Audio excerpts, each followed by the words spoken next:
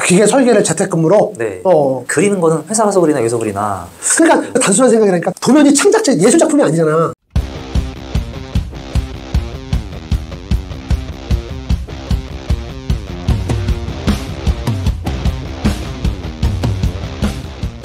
선생님, 제가 이제 강의를 하다 보니까 이런 문의를 좀 많이 받아서 그런데 취업할 때 아니 회사 가서 도면 그리나 집에서 도면 그리나 똑같은데 혹시 집에서 재택근무할 수 있는 기계 설계 일은 없냐?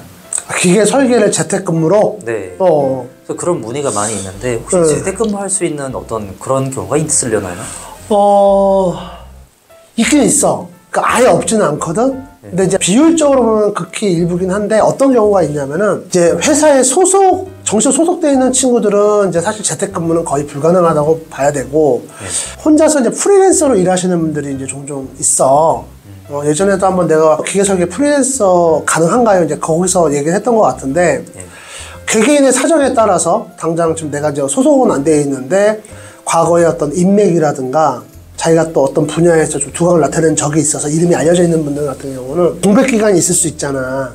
그럴 때 잠깐 이렇게 프리랜서 하시는 분들도 계시고 해서 난 실제로 봤거든. 근데 이분들은 일을 진짜 받아서 본인이 이제 도면으로 정리하고 심지어 사양서도 만들어 주시는 분들이 있어. 근데 이제 보통 그걸 이제 집에서 하시는지 뭐 어디 독서실 같아서 하시는지 난 모르겠지만 개인 사무실 어떤지 모르겠지만 그냥 재택근무 한다고 얘기를 하시더라고. 그분들도 자기 일을 준 회사 계약하는 거지. 그러니까 이거는 직원으로서의 계약을 하는 경우라기보다는 그냥 이렇게 개인적으로 일을 받아서 하시는 경우가 있어.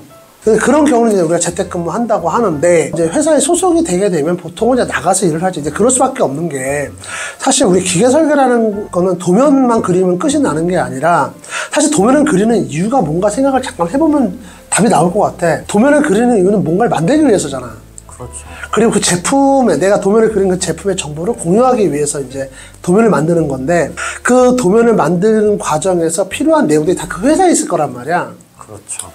첫 번째가 이제 그거고 두 번째 이거를 그냥 내가 그리면 땡 하는 게 아니라 이걸 그릴 때 우리 회사에서 내가 나한테 일을 준 회사에서 이걸 만들 수 있는지도 계속 협의를 하고 확인을 해야 된단 말이야. 내가 설계는 멋있게 잘 해놨어. 근데 이 회사가 이걸 할 능력이 안 돼. 아니면 이걸 해놨는데 이렇게 만들었다가는 단가를 감당을 못해.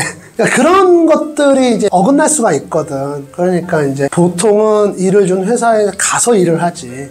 거기 있는 다른 사람들하고 커뮤니케이션 하면서 이렇게 하는 거고, 이렇게 해야 되고, 그 다음에 또 이런 경우도 있더라고. 그 설계를 받아서 하는데 이제 정말 모든 사양이 다 컨펌이 돼 있어. 다 이렇게 완성이 돼 있어가지고, 이거대로만 해주세요. 이렇게 오면은 사실 도면 그리면 끝나 일이. 근데 그런 게 없이 사양서부터 만들어주세요. 이렇게 이제 일을 받는 경우도 있거든. 내 주변에도 그렇게 일을 받아서 하시는 분들이 종종 있어. 근데 그분들 같은 경우는 이 프로젝트 거의 끝날 때까지 검수완료 보고서까지 신경 써주시더라고. 대신 돈을 많이 받아. 그러니까 계속 현장도 나가고 현장 계신 분들하고 커뮤니케이션도 잘하려고 굉장히 노력도 많이 하고 그리고 심지어 어떤 때는 자기가 회사 직원이 아니잖아. 근데 자기가 설계 담당자라고 그래가지고 고객사, 그 회사의 고객사를 직접 나가서 만나는 경우도 봤어. 그러니까 그 정도 능력이 되는 거지. 자기 캐파가. 그렇게 하시는 분들은 종종 제가 봤는데 실제로 기계 설계라고 하는 업종 자체가 좀 재택근무는 비율적으로 많지가 않다. 특이한 케이스가 아니면 없다라고 보는 게 맞고 실제로 이제 내가 그 코로나 때 실제로 그런 일이 있었어. 회사에서 재택근무로 잠깐 이렇게 2달 정도 하는 애들을 봤거든. 야, 난리도 그런 난리가 없더라. 이게 처음에는 이제 각자 그리면 되지 이렇게 처음에 생각을 했던 것 같아. 했는데 이제 뭐 서로 물어보고 하루 종일 앉아가지고 그 파트장이라는 애는 앉아가지고 자기 일을 못해. 카톡으로 이메일로 문자로 계속 뭐가 날라오니까 그거 다 컨펌해주고 또 자기가 할 수 있는 건 괜찮은데 지도 또 물어봐야 되는 게 있을 거 아니야. 그렇죠. 그거 물어보고 그걸 다 회사에 있으면 야 이렇게 하면 될 것 같아. 그 주면 끝나는데 이게 떨어져 있다 보니까 그걸 다 문자로 문서로 만들어 하다 보니까 일을 못한대.